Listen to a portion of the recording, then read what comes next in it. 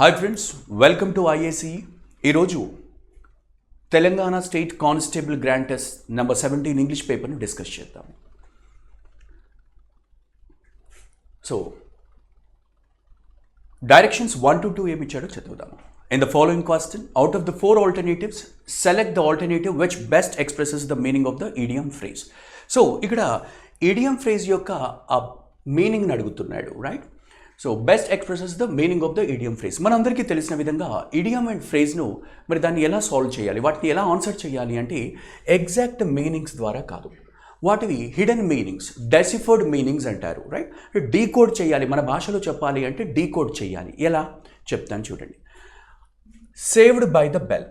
Bell ద్వారా, మనకు passive వాయిస్లో మీకు ఐడియా ఉందా, బై వాడుతూ ఉంటారు, right? By the bell, bell ద్వారా సేవ్ చేశాడు అంటే ఎవరో బెల్ కొట్టారా, ఎవరైనా బెల్ కొట్టారా, లేదు బెల్ అతన్ని సేవ్ చేసిందా?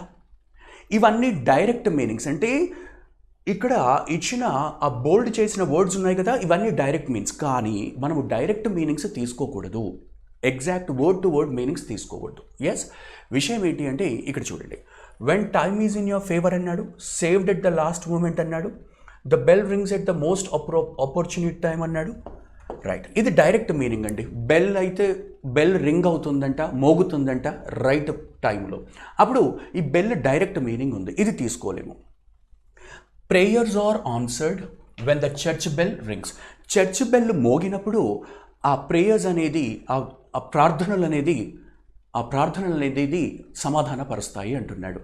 ఇవి కూడా డైరెక్ట్ మీనింగ్స్గానే మనం తీసుకోవచ్చు, చర్చ్ బెల్ రింగ్స్ అనేది. అయితే ఇక్కడ మనం కన్ఫ్యూజ్ అవుతాము, అవునా కదా?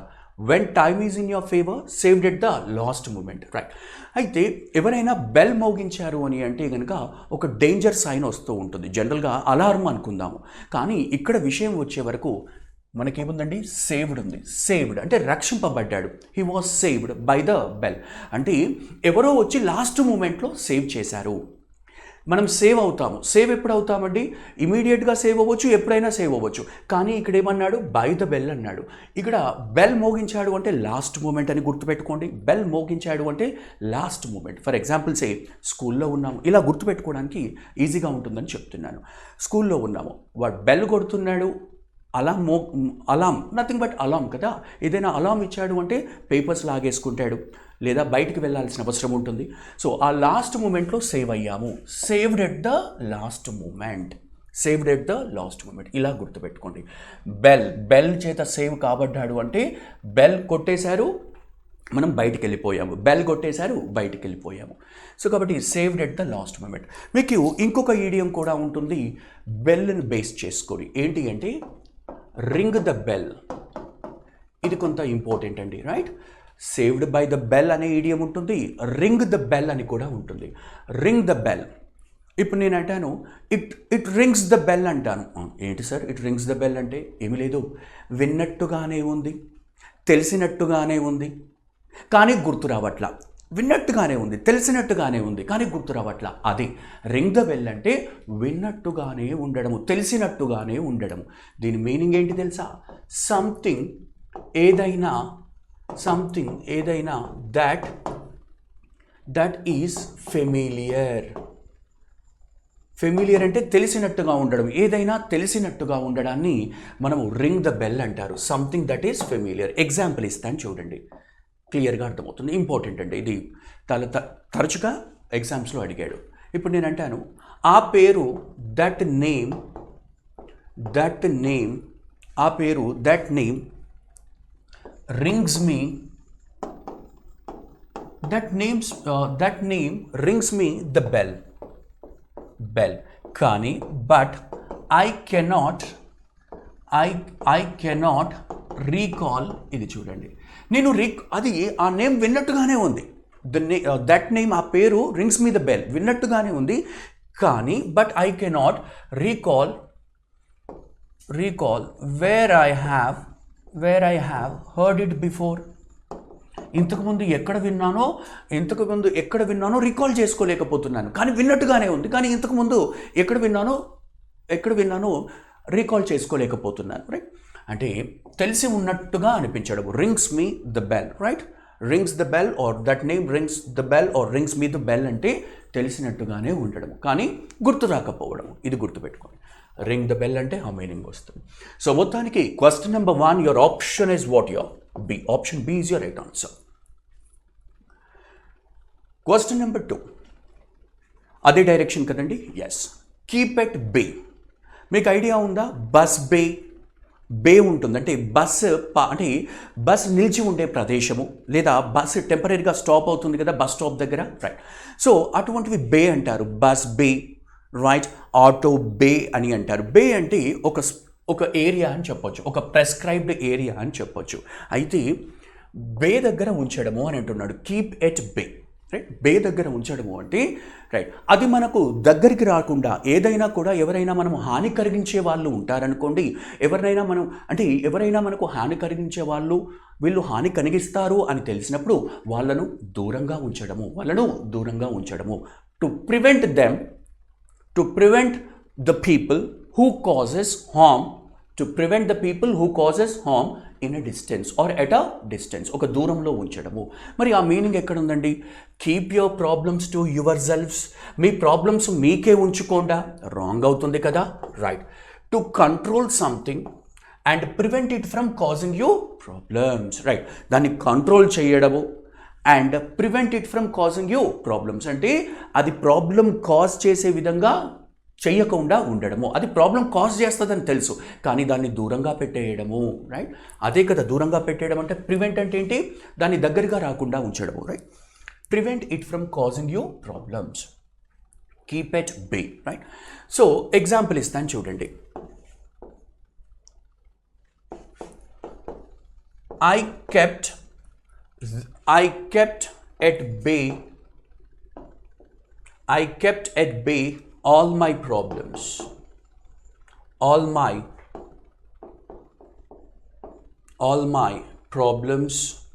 so that I kept at bay, లేదా I kept all my problems at bay అని చెప్పొచ్చు, లేదా I kept at bay all my problems so that they do not hinder my progress. నా ఎదుగుదలను అవి ఆపలేవు అనే ఉద్దేశంతో, అవి ఆపకూడదు అనే ఉద్దేశంతో అవి దూరంగా ఉంచేశాను. సో ఆ విధంగా ఇది వాడతాము. Kept at bay. ఏవైనా పాస్ట్లో జరిగిన ఇబ్బందులు, గతంలో జరిగిన అంటే అఫ్కోర్స్ జరిగిన ఇబ్బందులు ఏవైతే అవి మిమ్మల్ని ముందుకు వెళ్ళకుండా చేస్తున్నాయి అంటే you should keep them at bay. So అలా గుర్తుపెట్టుకోండి. సో మనకు ఆప్షన్ ఏ రాంగ్ అవుతుంది, ఆప్షన్ బి కరెక్ట్ అవుతుంది. మరి C, not share a secret. ఒక సీక్రెట్ ఎవరితో షేర్ చేయకుండా ఉండడమా? కాదు. ఎందుకు? మనకు ఆల్రెడీ ఉంది. ప్రివెంట్, దూరంగా ఉంచడము, దగ్గరికి రానియకుండా, ఏదైతే మనకు ప్రాబ్లం కాజ్ చేస్తుందో అది దగ్గరికి రానియకుండా దూరంగా ఉంచేయడము. కాబట్టి షేర్ ఎ సీక్రెట్ అనే దానికి రిలవెన్స్ లేదు కీప్ ఎట్ బే అనే ఇడియంకు. Maintain a long distance relationship. Distance okay కానీ రిలేషన్షిప్ అంటున్నాడు, రైట్. సో ఆ రిలేషన్షిప్ అనేది ఇక్కడ పాజిటివా నెగిటివా అనలేదు, కానీ ఎస్పెషల్లీ ఏదైనా ప్రాబ్లం క్రియేట్ చేసేదాన్నే దూరంగా ఉంచుతున్నాము. సో కాబట్టి కీప్ ఎట్ బే, మనకు హాని కలిగించేది, అలా గుర్తుపెట్టుకోండి, మనకు హాని కలిగించేదే దూరంగా ఉంచడాన్ని. So question number 2 your right answer is option B. మరి question number 3 in the following direction change చేశాడండి. In the following question, a group of words is given. Out of the 4 alternatives, choose the alternative that is equal in meaning to the given group of words. Equal in meaning అన్నాడు, right. Group of వర్డ్స్కు ఈక్వల్గా ఇచ్చే meaning ఏంటి అని అంటున్నాడు. Study of plant life. Study అంటే లాజీ అని అర్థము, మీకు తెలుసు కదా, అన్నిట్లో లాజీ ఉంది అఫ్ కోర్స్, రైట్. కానీ ఇక్కడ చూస్తే ఏమన్నాడు? స్టడీ ఆఫ్ ప్లాంట్ లైఫ్ అన్నాడు. మరి ప్లాంట్ లైఫ్ను స్టడీ చేసే ఆ వ్యవస్థను ఏమంటారు, రైట్. సో దాన్ని ఏమంటారు? అఫ్ కోర్స్ బ్యాక్టీరియాలజీ అంటే ఏంటిది క్లియర్గా ఉంది. Study of bacteria, right. ఏమంటాము? Study of bacteria, yes, study of బ్యాక్టీరియాను బ్యాక్టీరియాలజీ అంటారు. మరి జువాలజీని ఏమంటారండి? జువాలజీ చూద్దాము. జువాలజీ అంటే study of animals, study of animals, study of animals. Geology అంటే ఏంటి? స్టడీ ఆఫ్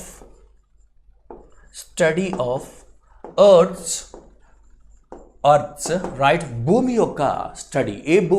భూమి యొక్క ఫిజికల్ స్ట్రక్చర్, ఎర్త్స్ ఫిజికల్ స్ట్రక్చర్ను స్టడీ చేయడానికి ఎగ్జాంపుల్సే రాక్స్, రైట్. సో ఆ విధంగా మనం చెప్పొచ్చు స్టడీ ఆఫ్ ఎర్త్స్ ఫిజికల్ స్ట్రక్చర్ను మనం జియాలజీ అంటాము. సార్ అదేంటి ప్లాంట్ లైఫ్ అనేది, ప్లాంట్ అనేది ఎక్కడా లేదు, మీరు అన్నారు ఇంతకుముందు లాజీ అని. అంటే లాజీ ఉంటేనే స్టడీ అని కాదు. మరి మనం బాటనీని కూడా ఏమని చెప్పొచ్చండి? Botany, of course botany is what? Plant life. Botany is related to what? Plants. So study of plant life is what? Of course botany. So for question number 3 option is what your D. అయితే మనం బ్లైండ్గా హడావుడిలో ఏం చేస్తాము? లాజీ ఉంటేనే study కదా, లాజీ ఉంటేనే sirs అందరూ చెప్పారు లాజీ ఉంటేనే స్టడీ అని అర్థము. అలా కాదండి, రైట్. సో ఆఫ్ కోర్స్ లాజీ అనేది అబ్సల్యూట్లీ స్టడీ అవుతుంది, బట్ లాజీ లేకపోతే స్టడీ లేదు అని కాదు. ఒక సబ్జెక్ట్ నేమ్ ఉంటుంది, దాని గురించి మరి దానిది ఏం డిఫైన్ చేస్తుంది అంటే the study of plant life అనేది ఇక్కడ బాటనీగా చెప్పొచ్చు. Next, so for question number 3 option D is your right answer. Next, select the appropriate word for the given blank. ఇచ్చిన బ్లాంక్కు మరి అప్రోప్రియేట్ వర్డ్ ఏంటో అడుగుతున్నాడు. Yes, God bless you. ఇది మనం వింటూనే ఉంటాము జనరల్గా. For God bless you, about God bless you, of God bless you కాదు, may God bless you. Sir ఇది ఎలా గుర్తుపడతాము? జనరల్గా చూడండి, మే అనేది హెల్పింగ్ వర్బ్ అవుతుందండి. మే అనేది హెల్పింగ్ వర్బ్ అవుతుంది. గాడ్ అనేది ఏమవుతుంది? సబ్జెక్ట్ అవుతుంది. బ్లెస్ అనేది ఏమవుతుంది? మెయిన్ వర్బ్ అవుతుంది. అఫ్ కోర్స్ యూ అనేది ఆబ్జెక్ట్ అవుతుంది, సబ్జెక్ట్ ఆబ్జెక్ట్. సో జనరల్గా ఇలా హెల్పింగ్ వర్బ్ సబ్జెక్ట్తో స్టార్ట్ అవుతే వీటిని క్వశ్చన్ మార్క్ సెంటెన్సెస్గా చెప్పొచ్చు. యూజువల్గా క్వశ్చన్ మార్క్ సెంటెన్సెసే హెల్పింగ్ వర్బ్ సబ్జెక్ట్ బేస్గా ఉంటాయి. అఫ్ కోర్స్ కొన్ని లా ఆఫ్ ఇన్వర్షన్లో కూడా అవుతాయి, బట్ యూజువల్గా ఇన్వర్టెడ్ అంటే ఏంటి క్వశ్చన్ మార్క్ సెంటెన్సెస్. కానీ ఇటువంటి సెంటెన్సెస్ను ఎప్పుడైనా కూడా మనము ఏవైనా కూడా ప్రేయర్స్, విషెస్, దీవెనలు ఇటువంటివి మనము కన్వే చేస్తున్నామంటే వీటిని ఆప్టేటివ్ సెంటెన్సెస్ అంటారు. ఏమంటారండి? Optative sentences. Optative sentences express prayers, wishes, right, good wishes. ఈ విధంగా ఇవన్నీ కూడా మీకు మంచి జరుగు కాక, మీకు ఒక మంచి జాబ్ వచ్చుగాక ఇలా అంటారు కదా. ఇటువంటివి గాక అనే వాటిని మీనింగ్ వచ్చింది అంటే మే వాడతారు, గుర్తుపెట్టుకోండి. May you get a good job, may you be blessed, may God bless you, right. May you be showered with full of positive things. ఇలా అంటే ఎదుటివాడికి మనము మంచి జరిగే విధంగా చెబుతున్నాము అంటే దాన్ని ఆప్టేటివ్ సెంటెన్సెస్, అది ప్రేయర్స్, విషెస్. సో ఈ విధంగా మనము చెబుతాము. మనందరికీ తెలుసు కదా, ఇది ఒక గాడ్ బ్లెస్ అనేది ఏంటమ్మా? బ్లెస్ అనేది ఒక దీవెన, రైట్. అది ప్రేయరు, విష్ అనుకుంటున్నాం కదా, ఆ విధంగా మనం చెప్తాము. సో ఆబ్వియస్గా ఇది ఈజీగానే ఉంది, it is not very tough, but దీని గురించిన కొంత ఇన్ఫర్మేషన్ మీకు ఇవ్వడానికి ట్రై చేశాను. Yes, for question number 4 option A is your right answer. మరి ఫర్ అనేది మనకు ఇక్కడ ప్రెపోజిషన్ అవ్వచ్చు, రైట్. ఫర్ అనేది మీకు తెలుసు కదా, ప్రెపోజిషన్గా వాడతారు, కంజంక్షన్గా కూడా వాడతారు. ఎస్, సో ఇక్కడ ప్రెపోజిషన్ అవసరం లేదండి. మనం అవసరం లేని చోట వాడకూడదు కదా, ఎందుకంటే కాంటెక్స్ట్ అనేది గాడ్ బ్లెస్ యూ అంటున్నాడు. సో కాబట్టి ఇది ఒక దీవెన. సో కాబట్టి ఇది వల్ల అబౌట్ అనేది కూడా ఏంటండి? అబౌట్ అనేది గురించి, ఏదైనా సబ్జెక్ట్ గురించి. I'm talking about English, or I'm talking about some person. ఆ విధంగా మనం ఏదైనా గురించి, ఏదైనా టాపిక్ ఇంట్రడ్యూస్ చేసినప్పుడు టాపిక్ గురించి మాట్లాడేటప్పుడు అబౌట్ వాడతాము. అబౌట్ కూడా ఏమవుతుందండి? ప్రెపోజిషన్ అవుతుంది. Yes, so we don't require any preposition here, we require a helping verb which is may. గాక అనే ఉద్దేశంలో తెలుగులో వచ్చినప్పుడు మే అనేది మనం యూజువల్గా ఆన్సర్ చేస్తాము. For question number 4 option A is your right answer. Question number 5 direction change చేశాడు. In the following question, a sentence has been given in direct or indirect speech. Okay, out of the four alternatives suggested, select the one which best expresses the same sentence in indirect direct speech అంటున్నాడు. Okay right. So ఇచ్చింది direct speech అయితే indirect స్పీచ్లోకి convert చేయడం, లేదా direct speech indirect speech అయితే direct speech అయితే indirect స్పీచ్లోకి convert చేయడం. మనకు అందరికీ తెలుసు కదా, ఏదైతే కామాతో సపరేట్ అవుతుందో ఇన్వర్టెడ్, మరి ఇంకేదైతే భాగము ఇన్వర్టెడ్ కామాస్లో ఉంటుందో, the part which is separated by comma and the part which is return in inverted commas is said to be what? Direct speech. ఇది మనకు తెలుసు. మరి డైరెక్ట్ స్పీచ్లో ఉంది, మనం ఏం చేయాలి? ఇండైరెక్ట్ స్పీచ్లోకి కన్వర్ట్ చేయాలి. అయితే మనందరికీ తెలుసు, డైరెక్ట్ నుంచి ఇండైరెక్ట్ స్పీచ్లోకి కన్వర్ట్ చేసేటప్పుడు టెన్స్ మారాలి, కాలం మారాలి. అనగా ప్రజెంట్ టెన్స్ ఉందనుకోండి డైరెక్ట్ స్పీచ్లో, అనగా ఇన్వర్టెడ్ కామాస్లో ప్రజెంట్ టెన్స్ ఉంటే అది డైరెక్ట్ స్పీచ్లోకి పాస్ట్ టెన్స్ అవుతుంది. అదే పాస్ట్ ఉంటే ఏమవుతుందండి? పాస్ట్ పర్ఫెక్ట్ అవుతుంది. కొన్నిసార్లు చేంజ్ అవ్వదు, ప్రజెంట్గానే ఉంటుంది. ఇది కేర్ఫుల్గా ఉండాలి. For example say the earth revolves around the sun. ఇటువంటివి యూనివర్సల్ ఫ్యాక్ట్స్, సైంటిఫిక్ ట్రూత్. ఇప్పుడు for example say scientific truth ఏంటి? If you thrown a stone upwards it falls down, right? ఇది సైంటిఫిక్గా. If you heat ice it melts, right? ఇవన్నీ science ద్వారా నిరూపితమైనవి అన్నీ కూడా. లేదు ఎప్పటికీ ఎల్లకాలము ఇవి ట్రూగానే ఉంటాయి, ఎల్లకాలము ఇవి ఎప్పటికీ అలానే ఉంటాయి అనే వాక్యాలు ఎప్పుడు కూడా ప్రజెంట్ టెన్స్లో ఉండాలి, అవి పాస్ట్ టెన్స్లోకి చేంజ్ చేయకూడదు. ఈ మాత్రం మనము డైరెక్ట్ స్పీచ్ ఇండైరెక్ట్ స్పీచ్లో తెలుసుకున్నాం. కానీ ఇక్కడ చూడండి, he said the government is writing letters. ఇక్కడ చూద్దాం, గవర్నమెంట్ ఈజ్ రైటింగ్ లెటర్స్. అతను అన్నాడు గవర్నమెంట్ లెటర్స్ రాస్తుంది అనేది. మరి దీన్ని మార్దామా వద్దా? మార్చాలా? అంటే టెన్స్ మార్దామా? అంటే వాజ్ రైటింగ్ లెటర్స్ ఉందామా? ఈజ్ రైటింగ్ లెటర్స్ అలానే ఉంచాలా? విషయం ఏంటి అంటే, ఇప్పుడు ఇది యూనివర్సల్ ఫ్యాక్టా అండి? Scientific, of course universal truth scientific ఫ్యాక్టా ఏమైనా? కాదు కదా. అంటే సైంటిఫిక్ ఫ్యాక్ట్ అంటే ఎప్పుడు గవర్నమెంట్ లెటర్స్ రాస్తూనే ఉంటుందా? కాదు, రైట్? అదొక పర్టిక్యులర్ ఈవెంట్. అది ఒక సందర్భంలో ఆ సందర్భం వరకే అది వ్యాలిడ్ ఉంటుంది. లెటర్స్ రాస్తూ ఉంటుంది, మళ్ళీ వేరే పని చేసుకుంటూ ఉంటుంది. గవర్నమెంట్ ఎప్పుడు లెటర్ రాసుకుంటూనే కూర్చుంటుందా? కాదు కదా, రైట్? అంటే what I mean to tell you is it is not universal truth. It is neither universal truth nor scientific fact or the action which goes on regularly. ఇవి ఏది కాదు కదా. సో కాబట్టి tense మార్చాల్సిందే. సరే, అన్నిట్లో హీ సెడ్ దట్, దాట్ అనే conjunction అన్నిట్లో వాడాడు.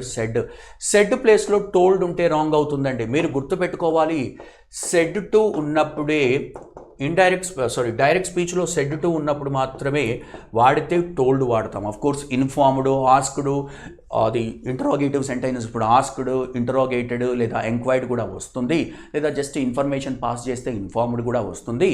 బట్ సెడ్ టు అయితే మనం టోల్డ్ అవుతుంది. కానీ సెడ్ టు లేకుండా డైరెక్ట్ స్పీచ్లో సెడ్ ఉంటే మనం యూజువల్గా ఏం రాస్తాము? సెడ్డే రాస్తాము, రైట్? టోల్డ్ కాదు.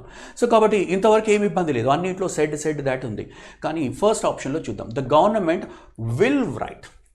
వీడు ఫ్యూచర్ టెన్స్ వెళ్ళాడు, మరి పాస్ట్ ప్రజెంట్ ఉంటే ఏమవుతుందండి? పాస్ట్ అవుతుంది కదా, పోయింది. ప్రజెంట్ పాస్ట్ అవ్వాలి. చలో, మరి he said that the government wrote letter. Sir, wrote అనేది పాస్ట్ టెన్సే కదా, కానీ ఇక్కడ చూస్తే పాస్ట్ కంటిన్యూయస్ అనేది ఉంది. సరే, ఆఫ్ కోర్స్ ప్రజెంట్ ఉంది, కంటిన్యూస్ ఉంది. మరి ప్రజెంట్ పాస్ట్ అవుతుంది, ఓకే ఇంతవరకు. కానీ మనకు కంటిన్యూస్ ఉంది కదా, అంటే పాస్ట్ కంటిన్యూస్ కావాలి. ప్రజెంట్ కంటిన్యూస్ ఏమవ్వాలండి? పాస్ట్ కంటిన్యూస్ ఇక్కడ ఉంది, కానీ ఇక్కడ చేంజ్ చేయలేదు కాబట్టి ఈజ్ రైటింగ్. సార్, లెటర్ ఉంది కదా, ఇక్కడ మనకు ప్రింటింగ్ మిస్టేక్గా తీసుకోండి, రైట్? లెటర్స్. ఈ said that the government was writing letters. Sir, ఇక మరి లెటర్ ఉంది కాబట్టి రాంగ్ అవుతుంది. ఇదైతే 100% రాలేదు, ఇది 100% రాలేదు. ఇది లెటర్ ఉంది కాబట్టి గ్రామటికల్గా ఇది కూడా తప్పు అవుతుంది. బట్ ఇటువంటివి మాత్రం కన్సిడర్ చేస్తారమ్మా. ఇలా ప్రింటింగ్ మిస్టేక్ ఎగ్జామ్లో జరగదు, బట్ ఇక్కడ కొంత కేర్ఫుల్గా ఉండండి. He said that the government is writing letters, right? So ఈ విధంగా మనము చెబుతాము, రైట్? Okay, yes. సో ఇది ఈజ్ రైటింగ్ లెటర్స్ అనేది రాంగ్ అవుతుందండి. ఏమవుతుంది? Was writing letters, right? ఆ లెటర్ని లెటర్స్గా చూడండి. Option C is your right answer. Option C. ఎందుకంటే డి అనేది ఎట్టి పరిస్థితుల్లో మనము అలా రాయలేము. ఎందుకంటే అది చెప్పాను కదా, యూనివర్సల్ ట్రూత్ కాదు, సైంటిఫిక్ ఫ్యాక్ట్ కాదు, ఎప్పటికీ జరిగే విషయం కూడా కాదు. సో కాబట్టి అటువంటిది మరి తప్పకుండా టెన్స్ మార్చాల్సిందే. ఇది మనము డైరెక్ట్ స్పీచ్ ఇండైరెక్ట్ స్పీచ్ చదువుకునేటప్పుడు రాసాము. ఎస్. సిక్స్త్ క్వశ్చన్ ఏమి ఇచ్చాడో చూద్దాం. డైరెక్షన్ చేంజ్ చేశాడా?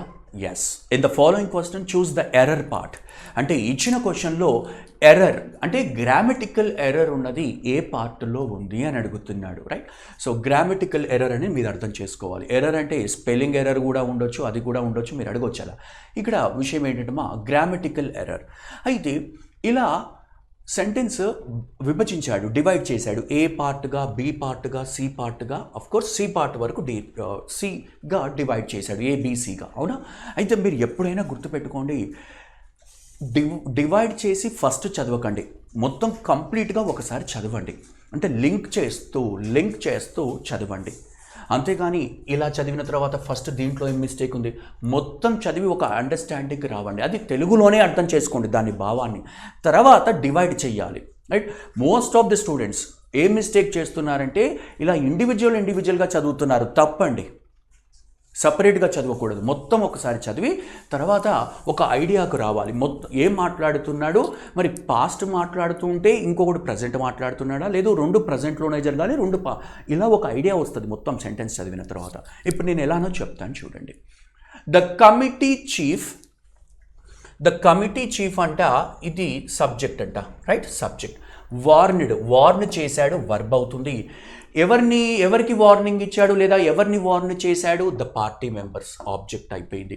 The committee chief warned the party members that if they persist in their obstructionist attitude they would be suspended. ఏమంటున్నాడు ఇక్కడ? వార్న్ చేశాడు. ఎందుకు వార్న్ చేశాడు అంటే ఏమని వార్న్ చేశాడు? దాట్, ఇది కంజంక్షన్ అవుతుంది. ఇఫ్ కండిషన్తో వాడాడు. ఏం కండిషన్? ఇఫ్ దే పర్సిస్ట్ అంటే if they continue their, if you continue in their obstructionist attitude they would be suspended. అంటే ధిక్కార భావముతో, ఆబ్స్ట్రక్షన్ అంటే ఏంటంటే ధిక్కార భావన, నాట్ టు యాక్సెప్ట్, ఏదైనా కూడా ధిక్కార భావనతో ఉంటే గనక వాళ్ళను సస్పెండ్ చేస్తాడు అనే మీనింగ్ వస్తుంది.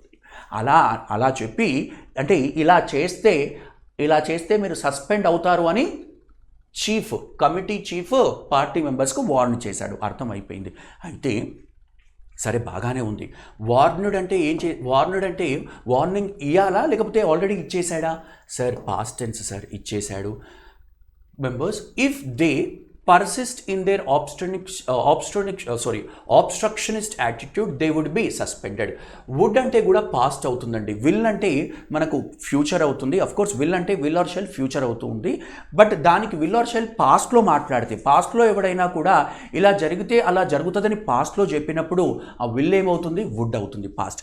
కానీ మీరు ఇక్కడ చూస్తే పర్సిస్ట్ అనేది వర్బ్ వన్ ఫామ్లో ఉంది, కానీ మనకి ఇదంతా పాస్ట్లో వెళ్తుంది, గతం గురించి. వార్నింగ్ గతంలో ఇచ్చాడు కాబట్టి, వార్నింగ్ గతంలోనే ఇచ్చాడు కాబట్టి ఈ కండిషన్ కూడా గతమునికే సంబంధించింది. ఇప్పుడు నేను మీకు వార్నింగ్ ఇచ్చేశాను అని అంటే దేని గురించిన వార్నింగ్ ఇచ్చేస్తాను? గతంలో జరిగిన దాని గురించే కదా వార్నింగ్ ఇస్తాను. గతంలో ఏమైనా ధిక్కారం చేస్తేనే కదా అప్పుడే వార్నింగ్ ఇచ్చి ఉంటాను. ఎస్.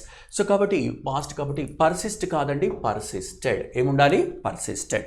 సో కాబట్టి ఇఫ్ దే పర్సిస్టెడ్. గుర్తుపెట్టుకోండి, సెంటెన్స్ మనకు యూజువల్గా, రైట్, ఎప్పుడైనా గుర్తుపెట్టుకోండి, దాట్ అనే కంజంక్షన్ వచ్చింది మనకు. దీనికి ముందు పాస్ట్ టెన్స్ ఉంది, దీనికి ముందు పాస్ట్ టెన్స్ ఉంటే, దాట్కు ముందు పాస్ట్ టెన్స్ ఉంటే, దాట్ తర్వాత యూజువల్గా పాస్ట్ టెన్సే ఉండాలి. ఏ టెన్స్ ఉండాలండి? Past tense. దట్కు ముందు పాస్ట్ టెన్స్ ఉంటే దాట్ తర్వాత కూడా పాస్ట్ టెన్సే ఉండాలి. ఎక్సెప్షన్ ఉంది, గుర్తుపెట్టుకోవాలి. ఏం ఎక్సెప్షను?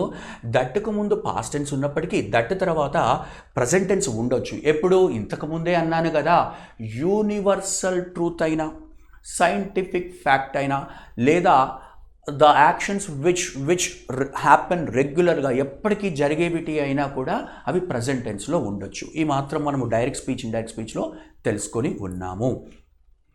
సో ఈ విధంగా గుర్తుపెట్టుకోండి. ఎస్. మొత్తానికి question number 6, your answer is what? Option B. Option బిలో ఎర్రర్ ఉంది. పర్సిస్ట్ను పర్సిస్టెడ్గా వాడుకోండి. ఎస్. Next question number 7. మరి డైరెక్షన్ చేంజ్ చేశాడు. In the following question a sentence is given in active or passive voice. Out of the 4 alternatives choose the active or passive voice of the given sentence అన్నాడు. మీరు ఎప్పుడైనా గుర్తుపెట్టుకోండి yes, ఇదే చెప్తూ ఉంటాము. Active నుంచి passive వాయిస్లోకి convert చేసేటప్పుడు లేదా ప్యాసివ్ నుంచి యాక్టివ్ వాయిస్లోకి కన్వర్ట్ చేసేటప్పుడు కాలం మారకూడదు, టెన్స్ మారకూడదు. అదే డైరెక్ట్ స్పీచ్ ఇండైరెక్ట్ స్పీచ్లోకి కన్వర్ట్ చేసేటప్పుడు టెన్స్ మారుతుంది. అయితే అందరూ పొరపాటు పడుతున్నారు ఏంటి అంటే ప్యాసివ్ వాయిస్లో V3 ఉందనుకోండి, ప్యాసివ్ వాయిస్లో వర్బ్ V3, ప్యాసివ్ వాయిస్లో వర్బ్ V3 అంటే పాస్ట్ టెన్స్ అనుకుంటున్నారు. కాదండి, V3 వర్బ్ పాస్ట్లో వాడుకోవచ్చు, ప్రజెంట్లో వాడుకోవచ్చు, ఫ్యూచర్లో కూడా వాడుకోవచ్చు. V3 అండ్ V4 వర్బ్స్ కూడా గుర్తుపెట్టుకోండి. V3 అండ్ V4 వర్బ్స్ ఆ రూపాలు V3 రూపాలు V4 రూపాలు ప్రజెంట్లో వాడుకోవచ్చు, పాస్ట్లో వాడుకోవచ్చు, ఫ్యూచర్లో కూడా వాడుకోవచ్చు, గుర్తుపెట్టుకోవాలి. మరి ఆ V3 present V3 past V3 Fama, future V3 Fama లేదు V4 ఫామా ఎలా తెలుస్తుంది అంటే వీటి ముందు వాడబడు సహాయక క్రియలు చెప్తాయి. ఈ V3 ప్రజెంట్కి సంబంధించిందా, ఈ V3 పాస్ట్కి సంబంధించిందా? ఫర్ ఎగ్జాంపుల్స్ ఇప్పుడే ఇస్తాను చూడండి. ఇప్పుడు నేను అన్నాను ఈజ్ కిల్డ్ అన్నాను, ఈజ్ కిల్డ్. ఇప్పుడు ఫర్ ఎగ్జాంపుల్స్ కంప్లీట్ ఎగ్జాంపుల్ క్లియర్గా ఇస్తాను. ద టైగర్ ఈజ్ కిల్డ్ అన్నాను, ద టైగర్ వాజ్ కిల్డ్ అన్నాను, the tiger will be killed అన్నాను. రైట్? మీరు కిల్డ్ను చూసి మోసపోతున్నారు. కిల్డ్ అంటే పాస్ట్ అని అనుకుంటున్నారు. అదేంటి సార్ పాస్టే కదా, V2 అంటారు, V3 అంటారు, కానీ ఇది V3గా ట్రీట్ చేస్తాము. ఎలా చెప్తున్నారు సార్ V3 అనేది V2 కూడా అవ్వచ్చు కదా? V2లు ఎప్పుడు కూడా వాటి ముందు సహాయక క్రియలను వాడుకోవు. V2లను డైరెక్ట్గా రాస్తారు, హెల్పింగ్ వర్బ్స్లో రాయరు V2లను. ఇది గుర్తుపెట్టుకోండి. ఎస్. సో కాబట్టి ఇది V3గానే ట్రీట్ చేస్తాము, V2 ఎట్టి పరిస్థితుల్లో కాదు. ఎందుకంటే హెల్పింగ్ వర్బ్ వచ్చింది అంటే అది V2కు ముందు గుర్తుపెట్టుకోండి వర్బ్ రెండవ రూపం. మనకు తెలుసు కదా, క్లాస్ రూమ్లో తెలుసుకున్నాము V1, V2, V3, V4లు.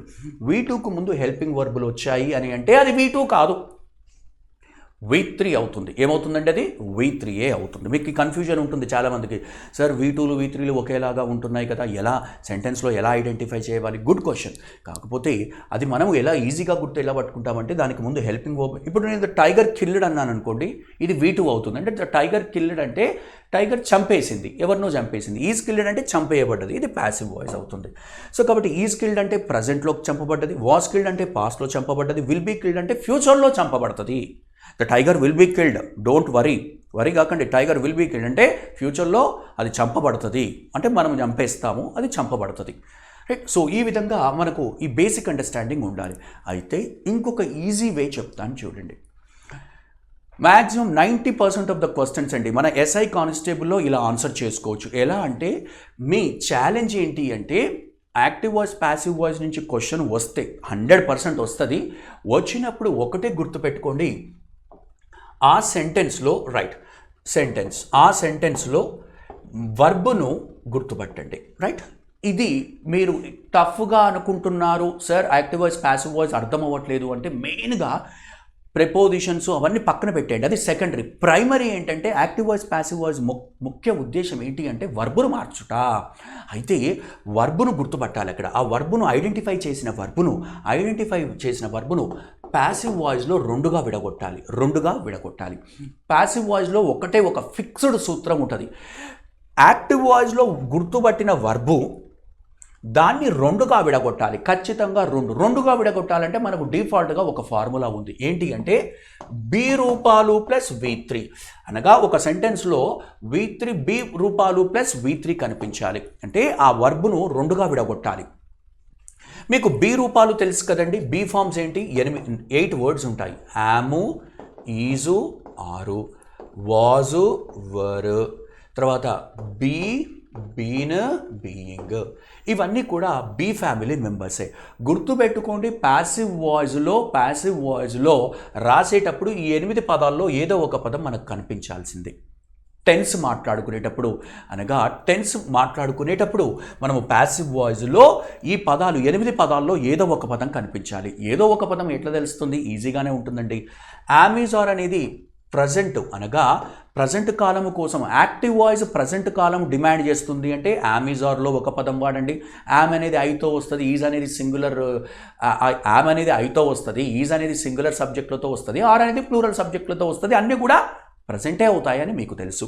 Was were అనేది ఏంటండి, పాస్ట్, అనగా యాక్టివ్ వాయిస్ వర్బ్ పాస్ట్ టెన్స్లో ఉంటే వాజ్ ఆర్ వర్ తీసుకోండి. ఏ టెన్స్లో ఉంటే వాజ్ ఆర్, సింపుల్ పాస్ట్ అంటారు కదా, వాజ్ ఆర్ వర్ తీసుకోండి. వాజ్ అనేది సింగులర్ సబ్జెక్టులతో, వర్ అనేది ప్లూరల్ సబ్జెక్టుతో ఈ మాత్రం తెలుసు. బీ అనేది కొన్ని సందర్భాల్లో బేస్ ఫామ్ అవసరం అవుతుంది. ఎస్పెషల్లీ సెకండరీ హెల్పింగ్ వర్బ్స్ తర్వాత ఫస్ట్ వర్బ్ బేస్ ఫామ్ అవుతుంది. Base form secondary helping verbs ఏంటి మనం తెలుసుకున్నాం కదా, will, would, shall, should, can, could, may, might, must. ఇవి ప్యాసివ్ వాయిస్లో రాసేటప్పుడు తప్పకుండా వాటి తర్వాత ఫస్ట్ వర్బ్ ఏముండాలండి, బీ ఉండాల్సిందే. అలానే మరి బీని ఎప్పుడు వాడతాము, ప్యాసివ్ వాయిస్లో V3 అవసరం వచ్చినప్పుడు, వర్బ్ యొక్క మూడవ రూపం అవసరం వచ్చినప్పుడు.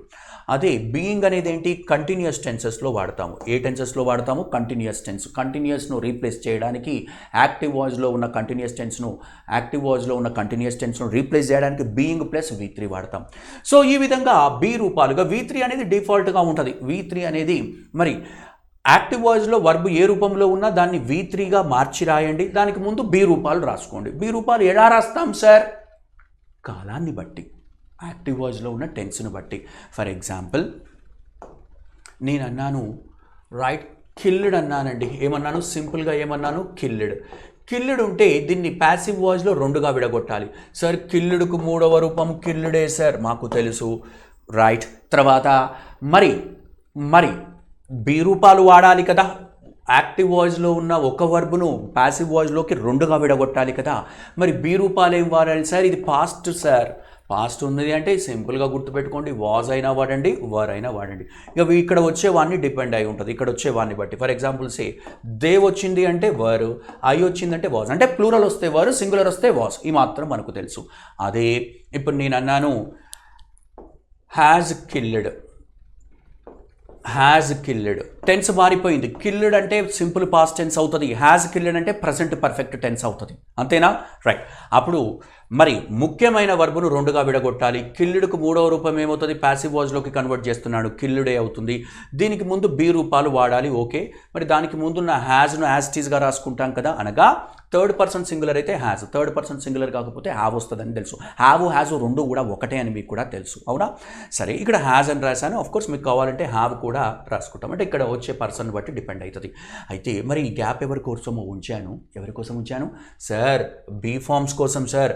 మరి బీ ఫార్మ్స్ ఇష్టం వచ్చిన 8 పదాలు ఉన్నాయి కదా అని ఇష్టం వచ్చినట్టు వాడుకోవడానికి లేదు, ఒక పద్ధతితో వాడాలి. మరి హ్యావ్ లేదా హ్యాస్ తర్వాత వాడబడు మొదటి వర్బ్ ఎప్పుడు కూడా మూడవ రూపంలో ఉండాలి. ప్యాసివ్ వాయిస్ అంటది నేను లేకుండా, అనగా బీ రూపాలు లేకుండా నన్ను ప్యాసివ్ వాయిస్లో రాయకూడదు అని అంటది. అప్పుడు హ్యావ్ లేదా హ్యావ్ ఫ్యామిలీ మెంబర్స్ అంటారు. నా తర్వాత ఫస్ట్ వచ్చేటోడు ఎప్పుడు కూడా V3 ఫామ్లో ఉండాలి అంటాడు. మరి బీ ఫ్యామిలీలో V3 ఫామ్ ఏంటండి, బీన్. ఏంటది, బీన్. హ్యాస్ బీన్ కిల్డ్ అనేది యాక్టివ్ వాయిస్ అవుతుంది, హ్యాస్ బీన్ కిల్డ్ అనేది ప్యాసివ్ వాయిస్ అవుతుంది. ఇలా గుర్తుపెట్టుకోవాలి. ఎస్, మనము డైరెక్ట్గా ఇక్కడ అటాక్ చేయొచ్చండి ఇటువంటి క్వశ్చన్స్. ఎలా మరి గమనించారా, ఏం గమనించాలి సార్, వర్బును దే అనేది సబ్జెక్ట్ అవుతుంది, అంటే పని చేసేవాడు సబ్జెక్ట్ అవుతాడు. ఓపెన్ చేశాడు, దే ఏం చేశారు, వాళ్ళు ఓపెన్ చేశారు. ఓపెన్ చేశాను అనేది ఏమవుతుందండి, వర్బ్ అవుతుంది. ఓపెన్డ్ క్లియర్గా ఉంది. దీని ముందు హ్యావ్ ఓపెన్డో ఉంటే అది వేరే టెన్స్ అయ్యేది. జస్ట్ ఓపెన్డ్, జస్ట్ V2 వాడాడు కాబట్టి సింపుల్ పాస్ట్ అవుతుంది.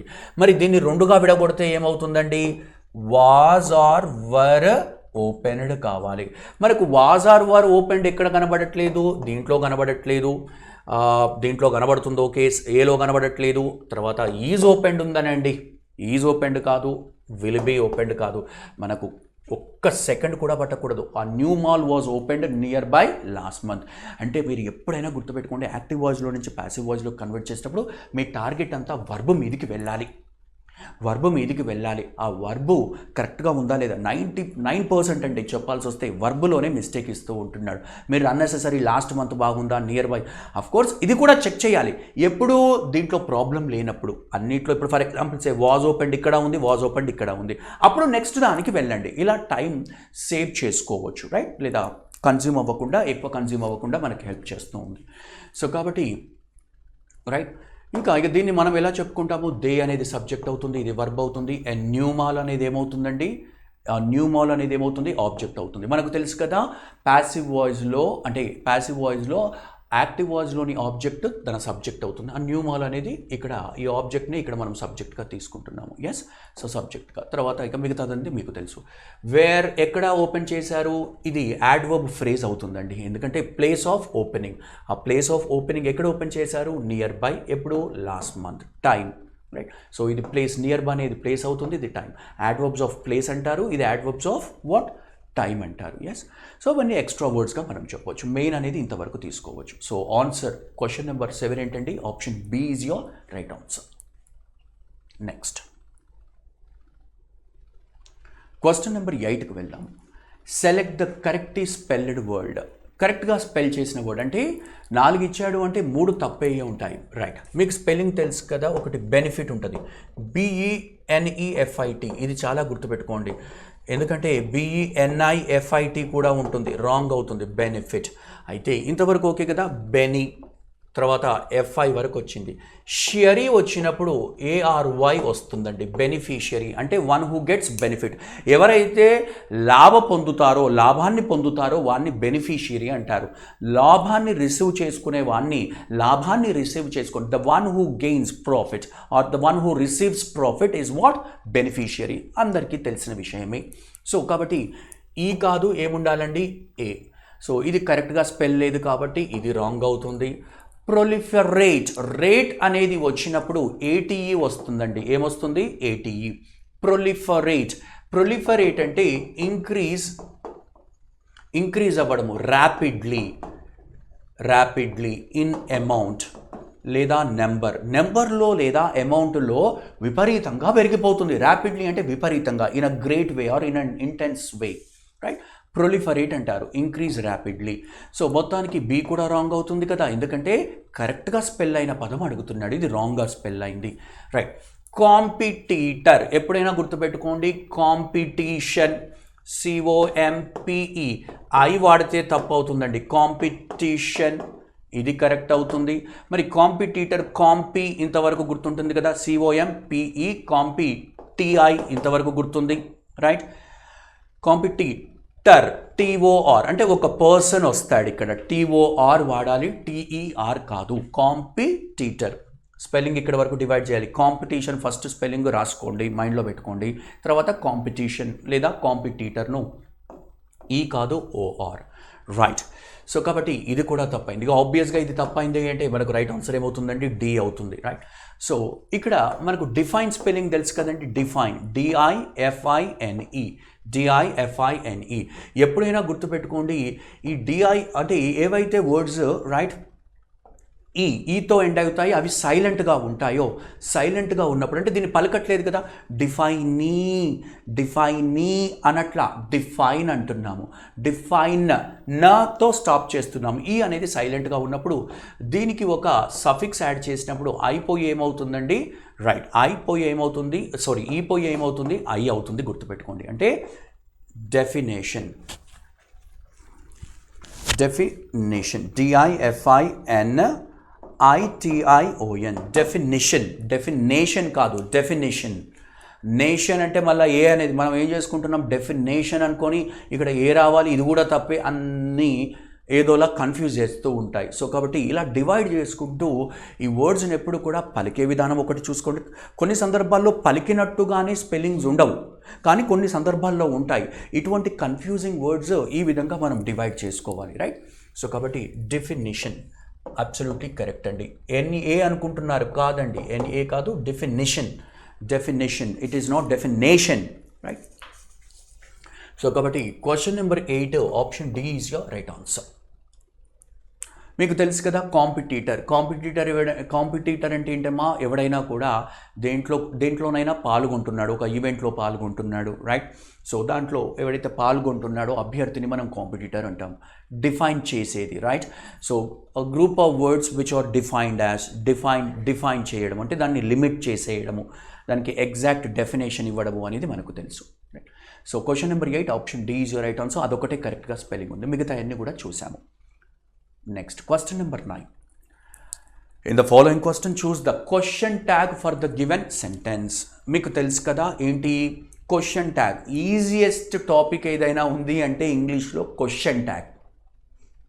మరి కొంత కేర్ఫుల్గా లేకపోతే మనం అది కూడా ఇబ్బంది పడుతూ ఉంటాం. దీంట్లో కొన్ని ట్రిక్స్ అంటే ఏవైనా టఫ్గా ఉన్నవి నేను చెప్పడానికి ప్రయత్నిస్తాను. బట్ దానికి ముందు బేసిక్ లెవెల్ మనకు తెలుసు కదా. అంటే ఒక సెంటెన్స్కు ముందు ఒక చివరి ప్రశ్నను అంటే చివరగా రాసే ఒక ట్యాగ్ను దాన్నే క్వశ్చన్ ట్యాగ్ అంటారు. అంటే మనకి ఇది తెలుసు, సెంటెన్స్ పాజిటివ్ సెంటెన్స్ ఉంటే క్వశ్చన్ ట్యాగ్ నెగిటివ్ ఉండాలి. అదే సెకండ్ పద్ధతి. క్వశ్చను అంటే ఇచ్చిన స్టేట్మెంట్ నెగిటివ్ ఉంటే క్వశ్చన్ ట్యాగ్ పాజిటివ్ రాస్తారు. మనకి మాత్రము తెలుసు, క్వశ్చన్ ట్యాగ్లో మెయిన్ వర్బ్ రాయకుండా హెల్పింగ్ వర్బ్ రాస్తారు. తర్వాత అది నెగిటివ్ ఉంటే నాట్ అనేది యాడ్ చేస్తారు. తర్వాత సబ్జెక్ట్ రాస్తారు. ఈ హెల్పింగ్ వర్బ్ దీంట్లో అంటే పాజిటివ్ సెంటెన్స్లో ఉన్న హెల్పింగ్ వర్బ్ తీసుకోవాలి.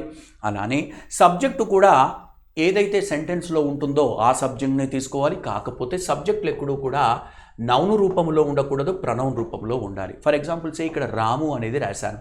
రాము అన్నప్పుడు హీ వస్తుంది సబ్జెక్టు. అదే సీత ఉన్నప్పుడు షీ వస్తుంది. అదే రాము అండ్ సీత ఉంటే దే వస్తుంది. ఈ మాత్రం మనకు తెలిసి ఉండాలి. అంటే ప్రనౌన్స్ అనేది నౌన్స్ బదులుగా కదా వాడేది. మరి ఏవి బదులుగా వాడతాము అనేది ప్రనౌన్స్లో నేర్చుకున్నాం కదా, అదే ఇక్కడ. సో ఈ బేసిక్ అనేది మనకు తెలుసు. అయితే మరి ఈ ప్రకారంగా మనకు సెంటెన్స్ ఎప్పుడైనా గుర్తుపెట్టుకోండి, ఒక సెంటెన్స్లో మీకు రేర్లీ ఉన్నా, స్కేర్స్లీ ఉన్నా, ఇవి ఇంపార్టెంట్ అండి. స్కేర్స్లీ ఉన్నా, హార్డ్లీ ఉన్నా, రైట్, బేర్లీ ఉన్నా, సెల్డమ్ ఉన్నా, రైట్, నెవర్ ఉన్నా, rarely, scarcely, barely, right, hardly, seldom, never, FEW few. A few కాదు, ద ఫ్యూ కాదు, ఉట్టి ఫ్యూ. ఫ్యూకు ముందు ఎటువంటి ఆర్టికల్ లేకపోయినా, లిటిల్కు ముందు ఎటువంటి ఆర్టికల్ లేకపోయినా, తర్వాత NON నన్ కనబడ్డా, నోబడీ కనబడ్డా, నథింగ్ కనబడ్డా, ఇవన్నీ కూడా నెగిటివ్ సెంటెన్సెస్ అవుతాయి. అంటే మనకు ఐడియా ఏంటి అంటే NOT నాట్ మంచిగా సెంటెన్స్లో నాట్ కనబడితేనే నెగిటివ్ సెంటెన్స్ అనుకుంటాం. నాట్ కనిపించినప్పటికీ కూడా ఇవన్నీ కనబడతాయి. అఫ్కోర్స్ నో కనిపించిన ఇది మీకు తెలిసిందే. ఈ పదాలు కనబడితే సెంటెన్స్ నెగిటివ్ అనే అర్థం తీసుకోవాలి. మరి ఇది నెగిటివ్ అయిపోతే క్వశ్చన్ ట్యాగ్ పాజిటివ్ ఉండాలి. Question tag positive. ఇక్కడ చూస్తే మనకు అన్నిట్లో పాజిటివ్గానే ఉంది, బాగానే ఉంది, ఓకే. బట్ నెగిటివ్ ఉంటే కొట్టేసే వాళ్ళం. చలో నేనేమన్నాను, ఇది హెల్పింగ్ వర్బ్ అవుతుంది, ఇది మెయిన్ వర్బ్ అవుతుంది. మరి హెల్పింగ్ వర్బ్ను కదా మనం తీసుకోవాల్సింది. విల్ పోతుంది, మే పోతుంది, మైట్ పోతుంది. ఇది ఒక్కటే సెకండ్లో ఆన్సర్ చేసుకునే విధంగా ఉంది ఫ్యాక్ట్ చెప్పాలంటే, రైట్. బట్ మీరు తెలుసుకోండి, ఇవి వచ్చినప్పుడు తప్పకుండా సెంటెన్స్ నెగిటివ్గానే తీసుకోవాల్సిన అవసరం ఉంది. ఎస్. సో ఈ పాయింట్ ఎప్పుడైనా గుర్తుపెట్టుకోండి. మరి క్వశ్చన్ ట్యాగ్ ఇవి కనబడితే క్వశ్చన్ ట్యాగ్ పాజిటివ్గా ఉంటుంది అనేది మీరు అర్థం చేసుకోవాలి. ఎస్. సో ఇంకొకటి వెరీ ఇంపార్టెంట్ ఇస్తానండి, ఇది మేబీ ఎక్స్పెక్టెడ్. ఇది అందరూ కూడా కొంత కన్ఫ్యూజ్ అవుతూ ఉన్నారు. స్టూడెంట్స్ అందరూ కూడా వీటిపైన క్వశ్చన్స్ రేస్ చేస్తున్నారు. ఫర్ ఎగ్జాంపుల్ అయితే ఇంతకుముందు నేను అన్నాను క్వశ్చన్ ట్యాగ్ రాయాలి అంటే మెయిన్ సెంటెన్స్లో ఉన్న హెల్పింగ్ వర్బ్ని తీసుకొని మనం రాయాలి అంటున్నాము, రైట్. ఫర్ ఎగ్జాంపుల్ మరి ఈ సెంటెన్స్ ఆన్సర్ చేయండి. వెరీ ఇంపార్టెంట్ అండి, ఇది నోట్ చేసుకోండి. మేబీ ఎక్స్పెక్టెడ్ క్వశ్చన్ ఏంటి అంటే నేను అంటాను, she may come here. She may come here. She may come here. అప్పుడు ఆప్షన్స్ ఇస్తారు. A mayn't she, B may she, C can't she, D can she. మీరు ఒక్క సెకండ్ ఆలోచించకుండా Cని Dని ఎలిమినేట్ చేస్తారు. మరి ఈ విధంగా, ఎందుకంటే మీకు సంబంధించిన రెండే కదా, ఇంకొక సెకండ్ కూడా ఆలోచించకుండా ఇది పాజిటివ్ వస్తుంది అని చెప్తున్నావు కాబట్టి నెగిటివ్ ఉండాలి, ఏ అని అంటారు. అయితే గుర్తుపెట్టుకోండి, ఫస్ట్ నేను చెప్పొచ్చేది ఏంటంటే ఇది పాజిటివ్ సెంటెన్సా నెగిటివ్ సెంటెన్సా? పాజిటివ్ సెంటెన్సు, అవునా? అయితే పాజిటివ్ సెంటెన్స్ కాబట్టి తప్పకుండా పాజిటివ్ సెంటెన్స్ కాబట్టి మనకు నెగిటివ్ క్వశ్చన్ ట్యాగ్ ఉండాలి. బి పోతుంది, డి పోతుంది. అయితే సార్ మీరు కాంట్షీ చెప్పేటట్టున్నారు, మరి మేము మెయిన్షీ అనుకుంటున్నాము. Of course your right answer is కాంట్షీ. ఎందుకు చెప్పానా చెప్తాను చూడండి. మేకి నెగిటివ్ వర్డ్ మెయింట్ కాదండి, మే ప్లస్ నాట్ అవ్వదు. మేకి ఎప్పుడు కూడా నెగిటివ్ ఏమవుతుంది అంటే కాంటే అవుతుంది. ఏమవుతుంది? కాంట్. ఎందుకంటే చెప్తాను. ఇప్పుడు నేను అంటాను షీ మే కమ్ హియర్. ఇప్పుడు మీతో అంటున్నాను షీ మే, తను ఇక్కడికి వస్తే రావచ్చు అంటే రాకపోవచ్చు అని కూడా ఉంది కదా. అంటే ఆల్రెడీ దీంట్లోనే మేలోనే మీరు చెప్తున్నారు రాకపోవచ్చు అని కూడా చెప్తున్నారు. మీకు అర్థమవుతుంది కదా. అంటే ఇది పాజిటివ్ ఉంది, నెగిటివ్ సెంటెన్స్ కూడా ఒకటే టైంలో పాజిటివ్ చెప్తుంది, నెగిటివ్ చెప్తుంది. సో కాబట్టి మీరు రాయనవసరం లేదు. షీ మే కమ్ హియర్ అంటే ఇండైరెక్ట్గా she may not come here అని కూడా అంటున్నారు. తను వస్తే రావచ్చు అంటే రాకపోయే ఛాన్సెస్ కూడా ఉన్నాయి, అదే సెంటెన్స్లో కన్వే అవుతుంది. అందుకే మే అన్నా మే నాట్ అన్నా రెండు ఒకటేనండి. సో కాబట్టి మనం ఇక్కడ అందుకే మేకు మెయింట్ రాయము, ఏం రాస్తాము, కాంట్ రాస్తాం. వెరీ ఇంపార్టెంట్, ఇది గుర్తుపెట్టుకోండి. ఎస్. సో నెక్స్ట్ క్వశ్చన్కి వెళ్దాం. 10th question. In each of the following questions choose the appropriate preposition అన్నాడు. రైట్, ఇది అంత టఫ్గా లేదండి, ఎందుకో చెప్తాను. Wear did you come, wear did you come అంటే ఇక్కడ వేర్ అనేది ఏంటండి, ప్లేస్ చెప్తుంది. ఏమని చెప్తుంది, ప్లేస్. వచ్చావు, రైట్, వచ్చావు అని అంటుంది. రైట్, అయితే వచ్చావు అని అంటే గనక ఒకటి ఆరిజిన్ అయినా అవుతుంది. వచ్చాము అంటే ఆరిజిన్, నీ ప్లేస్, ఎక్కడి నుంచి వచ్చావు ఆరిజిన్, ఎక్కడికి వచ్చావు డెస్టినేషన్, ఎక్కడికి వచ్చావు డెస్టినేషన్. ఆరిజిన్ కోసం ఫ్రమ్ వాడతామండి, డెస్టినేషన్ కోసం ఏం వాడతాము, టీఓ టూ లేదండి, లక్కీగా ఉంటే అది కూడా కరెక్ట్ అయి ఉండేది. ఇప్పుడు నేను అంటాను wear did you come to, నువ్వు ఎక్కడికి వచ్చావు, ఎక్కడి నుండి వచ్చావు కరెక్టా, ఎక్కడికి వచ్చావు కరెక్టా. సార్ రెండు కరెక్టే అవుతాయి, రెండు కరెక్టే అవుతాయి.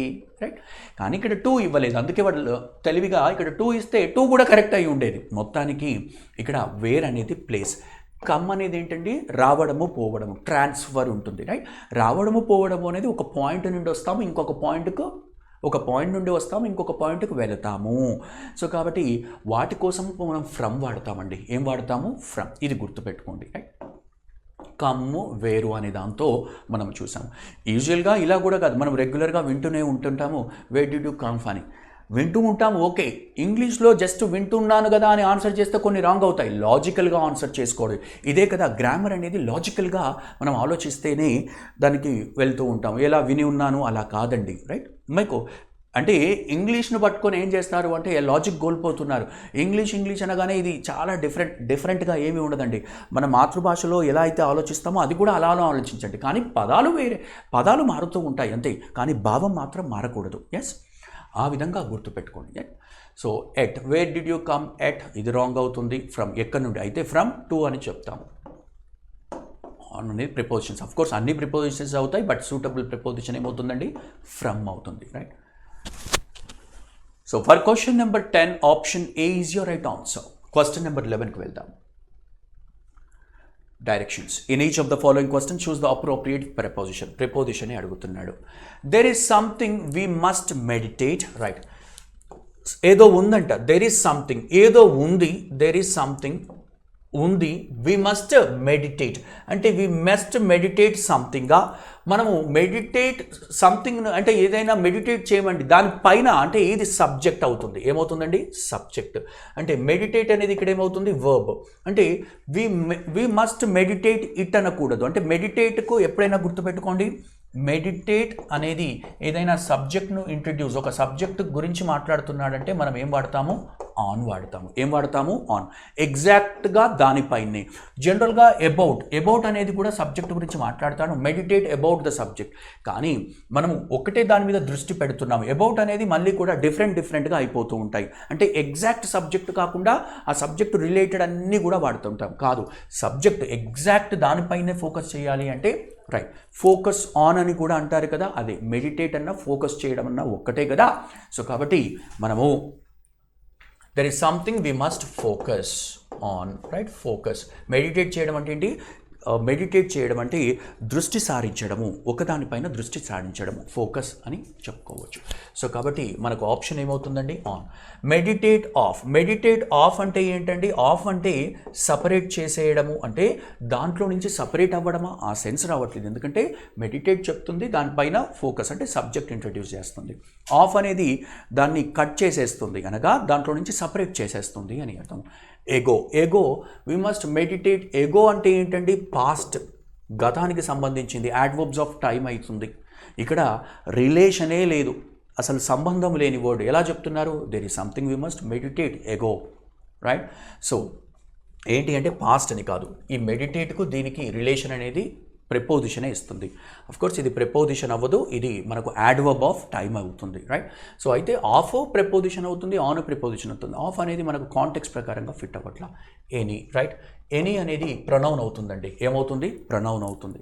So we must meditate any, కానీ మెడిటేట్కు సంథింగ్కు రిలేషన్ అనేది తప్పకుండా ప్రిపోజిషన్ ఇస్తుంది. ఈ విధంగా అనలైజ్ చేస్తూ ఒక పదానికి ఇంకొక పదానికి అనలైజ్ చేస్తూ మనం ముందుకు వెళ్ళాల్సిన అవసరం ఉంటుంది. అప్పుడే మనం ఇంప్రూవ్ అవుతూ ఉంటాం. డైరెక్ట్ రైట్ ఆన్సర్ దొరికింది కదా అనేది ఇక్కడ హ్యాపీ అని కాదు, రాంగ్ ఎందుకు అవుతున్నాయి, ఎందుకు ఫిట్ అవుతలేవు అలా తెలుసుకున్నప్పుడే మనం మిగతా క్వశ్చన్స్ సాల్వ్ చేసుకోగలుగుతాము, ఏదైనా టఫ్ ఉన్నా కూడా. ఫర్ మొత్తానికి 11th క్వశ్చన్కి రైట్ ఆన్సర్ ఏమవుతుందండి? Option B. 12 to 16 ఏమి ఇచ్చాడు? Read the following passage carefully and answer the questions below it. Certain words are printed in bold to help you locate them while answering some questions, right. So దీన్ని ఏమంటారు అంటే top down approach, right, లేదా bottom up approach. First questions చదవాలి అది ఇది అంటారు. లేదండి, ఏంటంటే మనకు ఇట్ ఈస్ ఆల్వేస్ బెటర్. ఎప్పుడు బెటర్ అవుతుంది ఫస్ట్ క్వశ్చన్స్ చదవడము? ఏమైనా మీనింగ్స్ అంటే ఏంటి, when I say meanings, synonyms కానీ యాంటోనిమ్స్ అలా వచ్చినప్పుడు ఆన్సర్ చేసుకోవచ్చు. బట్ అవి మ్యాక్సిమమ్ అవి లేనప్పుడు ఒకసారి చూద్దాము మన క్వశ్చన్ పేపర్లో. మరి మిగతావన్నీ ఒకటి ఉందండి, రైట్. సో దాన్ని మనం ఆన్సర్ చేసుకోవచ్చు. బట్ మిగతా అన్నీ కూడా చూస్తే మనకు ప్యాసేజ్ ప్రకారంగానే ఇచ్చాడు. సో కాబట్టి మనం క్విక్గా చదివే అలవాటు చేసుకోవాలి. స్టార్టింగ్లో మాత్రము అర్థం చేసుకొని టైం పడుతుంది. బట్ ఏంటి అంటే క్విక్గా జరిగి ఇంపార్టెంట్ పాయింట్స్ అండర్లైన్ చేసుకునే విధంగా మనం తయారవ్వాలి. అది ప్రాక్టీస్ ద్వారా వస్తుంది అని మనం క్లాస్ రూమ్లో చర్చించుకున్నాం కూడా. ఒకసారి చదువుతాను చూడండి. Read the following passage carefully and answer the questions below it. Certain words are printed in bold to help you locate them while answering some of the questions. కొన్ని బోల్డ్లో పెట్టాడంట, అవి మనం ఫోకస్ చేస్తే అవి క్వశ్చన్ ఆన్సర్ చేసుకోవడానికి easy అయిపోతున్నాయి అన్నాడు. Okay, చదువుతాము. For the first time in 11 years, 11 సంవత్సరాల్లో మొదటిసారిగా in 2015-16 the combined physical deficit, లోపము, డెఫిసిట్ అంటే ఏంటమ్మా? తగ్గుదల. అదే మనకిక్కడ ఏమిచ్చాడు? ఫిజికల్ అంటే రెవెన్యూకు సంబంధించింది. రెవెన్యూ డెఫిసిట్, రెవెన్యూ తగ్గుదల, revenue deficit, something which is very less, right అని చెప్పొచ్చు డెఫిసిట్ అంటే. So revenue deficit of tax deficit of India's 29 states as a proportion of the size of their economies breached, right. Breached అంటే break the law అని అర్థము. Breach చేశారు అంటే ఏదైనా ప్రామిస్ను ఎవడైనా బ్రేక్ చేస్తే, ఇచ్చిన మాటను పాటించకపోతే, లేదా ఒక రూల్ను పాటించకపోతే, if you break a law or if you break a promise, you would say what? దాన్ని బ్రీచ్ చేశాడు, వయలేట్ చేశాడు అని కూడా వస్తుంది. సో ఎకనామిక్స్ బ్రీచ్ చేశాయంట. ఏంటి? India's 29 states as a proportion of the size of economies breached, right. So breach చేశాయంట, right. ఏం బ్రీచ్ చేశాయి? ద 3% థ్రెషోల్డ్ అంటే ఏంటమ్మా? ఆ బిగినింగ్ ఆఫ్ సంథింగ్. అక్కడి నుండి మళ్ళీ బిగిన్ అవుతూ ఉంటుంది. నేను ఒక పాయింట్కు రీచ్ అయ్యాను, మళ్ళీ అక్కడి నుంచి ఇంకొకటి థ్రెషోల్డ్ అంటారు. కొత్త challenge. Recommended as a physically prudent. Prudent అంటే కేర్ఫుల్ థాట్ అని అర్థం. కేర్ఫుల్గా ఆలోచించడం, కేర్ఫుల్ థాట్, ఫ్యూచర్ గురించి కేర్ఫుల్గా ఆలోచించడం. ప్రుడెన్షియల్ లైఫ్ అని అంటారు, ICICI ప్రుడెన్షియల్, రైట్. అంటే కేర్ఫుల్ థాట్, ఫ్యూచర్లో ఇబ్బంది జరగకుండా కేర్ఫుల్గా థింక్ చేయడం అని అంటారు. Physically limit by successive finance commissions. Okay. The Reserve Bank of India has warned the states. సరే, ఈ విధంగా వైలేట్ చేసేయండి. మనకి ఇక్కడ బ్రీచ్డ్ అనేది అట్లాంటి వాటివి అండర్లైన్ చేసుకోవాలి. సెంటెన్స్ ఏంటంటే స్టార్టింగ్ నుంచి ఫుల్ స్టాప్ వరకు ఒక 4-5 సెంటెన్సెస్ కలిపి ఉంటాయి. కానీ దాంట్లో ఒక్క వర్డ్ మనకి ఏంటి ఇస్తుంది? ఆ ఒక్క వర్డ్ మనకు మీనింగ్ తెలియదు అనుకోండి, మొత్తం చదివి వేస్ట్ అవుతుంది. అందుకే ఎప్పుడు కూడా డిక్షనరీ పెట్టుకోండి పక్కన, రైట్. దాని మీనింగ్ ఏంటి తెలుసుకోండి. ఎందుకంటే సెంటెన్స్ ఇంత చెప్తూ ఉంటాను, కానీ సారాంశం మాత్రం ఇంత తీసుకుంటాం, రైట్. ఎంత చెప్పినా కూడా ఒక పాయింట్తో మనం చూసుకోవచ్చు. అలా అటువంటి లాజిక్ను డెవలప్ చేసుకోవాలి. ఎస్, ఇది రీడింగ్ ప్రాక్టీస్తో వస్తుందండి. ఏదో నేను ఇప్పుడు ఒక్కసారి చెప్పాను కదా, రీడింగ్ ప్రాక్టీస్, అండర్లైన్ చేసుకోవాలి ఇంపార్టెంట్ పాయింట్స్. ఇలా చేసుకున్నప్పుడు వాడు ఎంత సోది మాట్లాడినా కూడా అసలు పాయింట్ను పట్టుకోవాలి. కుంభస్థానాన్ని కొట్టడం అంటారు కదా, అదే ఇది. సరే, మరి ఇలా చేసినందుకు the Reserve Bank of India has warn చేసేది. ఏం వార్న్ చేసింది? That the states expectation to revert to the 3% mark. So 3% mark మళ్ళీ వెనక్కు రావాలి కదా ఇన్ ద 2016. ఇదేమో 2015-16లో జరిగింది. 2016-17లో మరి ఆ 3% మార్కును రివర్ట్ కావాలి. Budgets may not be realised, అవి రియలైజ్ కాలేవు, వాటిని సాకారపరచుకోలేరు అని వార్న్ చేసింది. దేని ఆధారంతో? Based on information from 25 states information. While the central government project చేసింది a physical deficit of 3.2% of GDP for this year. States expect to bring theirs down further to 2.6. ఇంకా 2.6 ఇంకా తగ్గిస్తారు అని వాళ్ళు ఎక్స్పెక్ట్ చేశారు. Still higher than the average of 2. అంటే of course average of 2.5% కంటే ఇంకా హయ్యర్గానే ఉంది. క్లాక్డ్ బిట్వీన్ 2011-2012 అండ్ 2011-12 అండ్ 15-16 దాని మధ్యలో జరిగేది. సో ఈ మాత్రం ఐడియా వచ్చింది. మరి రిజర్వ్ బ్యాంక్ అనేది వార్న్ చేసింది. ఏ విధంగా వార్న్ చేసింది? రివర్ట్ వెనక్కు రాలేరు, అది రియలైజ్ చేసుకోలేరు అనే విధంగా. Next, whichever way one looks at it, ఏ విధంగా చూసినా ఈ విషయాన్ని ఏ విధంగా చూసినా the steady gains made in states finances. Steady అంటే ఏంటమ్మా? స్థిరత్వంగా ఉండేది. బ్యాలెన్స్డ్ గెయిన్స్, స్టడీగా ఉండడం అంటే బ్యాలెన్స్గా ఉండడం. The steady gains made in state finances over the past decade seem to be unravelling. Right, unravelling అంటే ఏంటండి? రిజాల్వ్. రైట్, రిజాల్వ్ చేయడము. అన్రావెలింగ్ అంటే ఏంటండి? రిజాల్వ్ చేయడము. So over the past decade seems to be resolved. Chief economic right, the steady gains అనేది resolve అయ్యే విధంగా కనబడుతుంది. చీఫ్ ఎకనామిక్ అడ్వైజర్ ఎవరంట? అరవింద్ సుబ్రమణ్యన్ హ్యాస్ అసర్ట్ చేశాడు. రైట్, ఏం అసర్ట్ చేశాడు? చెప్పాడు. Right, that the 3% of GDP benchmark for the physical deficit of the states or the center is not a magic number. అది పెద్ద మ్యాజిక్ నెంబర్ కాదు, కెన్ బి అచీవబుల్ అంటున్నాడు, పాజిటివ్గా మాట్లాడుతున్నాడు. యట్ అయినప్పటికీ it serves as an anchor for physical discipline in a country whose 2 biggest crisis in recent decades. ఏంటి 2 biggest విపత్తులు అంట, రైట్, డికేట్స్లో? The balance of payments trouble in 1991, the currency tumble అంటే fall down, right, పడిపోవడం, fall down in 2013. ఇవన్నీ 2 biggest crisis డికేట్స్లో అంటున్నాడు. Were precipitated by physical. Right, so precipitated అంటే ఏంటంటే కాజ్ అండ్ అన్ప్లెజెంట్ సిచ్యువేషన్. ఇక్కడ నేను ఎక్స్ప్లెయిన్ చేస్తాను రాసినాక. Cause and unpleasant situation happen అంటే ఏదైనా మనకు డిస్టర్బ్డ్ సిచ్యువేషన్, అన్ప్లెజెంట్, మనకు ఫేవరబుల్గా లేని, మనకు అనుకూలంగా లేని సిచ్యువేషన్ జరగడము. So were precipitated by physical irresponsibility అంటే ఆ రెవెన్యూ ఇర్రెస్పాన్సిబిలిటీ, దాన్ని ప్రాపర్గా యూజ్ చేసుకోకుండా, బడ్జెట్ను కరెక్ట్గా కేటాయించకుండా ఉండడం వల్ల అది కాజ్ అయింది. రైట్, అన్ప్లెజెంట్ సిచ్యువేషన్ కాజ్ అయింది అంటున్నాడు. సో ఇప్పుడు మనం కొంత ఐడియా వచ్చింది కదండి. ఈ ఐడియాతో మనం ఏం చేద్దాము అంటే కొన్ని క్వశ్చన్స్ ఆన్సర్ చేయడానికి ట్రై చేద్దాం. ఎస్, ఈ క్వశ్చన్ నెంబర్ 1 ఏమి ఇచ్చాడో ఒకసారి చూద్దాం. Right, yes, of course continue చేశాడు. రైట్, బట్ కొంత ఐడియా వచ్చింది కాబట్టి మీకు చదివిన తర్వాత ఎస్ ఒకసారి చూద్దాం. క్వశ్చన్ నెంబర్ 12 ఇచ్చాడు. రైట్, 11 వరకు సాల్వ్ చేశాం కదా. Yes, how much physical deficit, revenue తగ్గుదల హ్యాస్ బీన్ ప్రొజెక్టెడ్, ఎంత ఫిజికల్ డెఫిసిట్ అనేది ప్రొజెక్ట్ చేశాడు by the central government in this year. క్లియర్గా ఉందండి. సెంట్రల్ గవర్నమెంట్ చేత ప్రొజెక్ట్ చేయబడ్డ ఈ ఇయర్లో ఫిజికల్ డెఫిసిట్ ఎంత అంటున్నాడు? 2.5 అన్నాడండి. Right, next 32%. అసలు ఈ 32% అసలు ఇంపాసిబుల్. రైట్, డైరెక్ట్గా ఉంది 3.2%. మనం చూస్తే సెంట్రల్ గవర్నమెంట్ మనం చదివాం కదా. ఎస్, 3.2. సో డైరెక్ట్గా ఉంది, ఇన్ఫరెన్స్ కాదు. రైట్, ఏదో ఇండైరెక్ట్గా ఇచ్చాడు, మనం అర్థం చేసుకొని రాయాల్సిన అవసరం కూడా లేదు.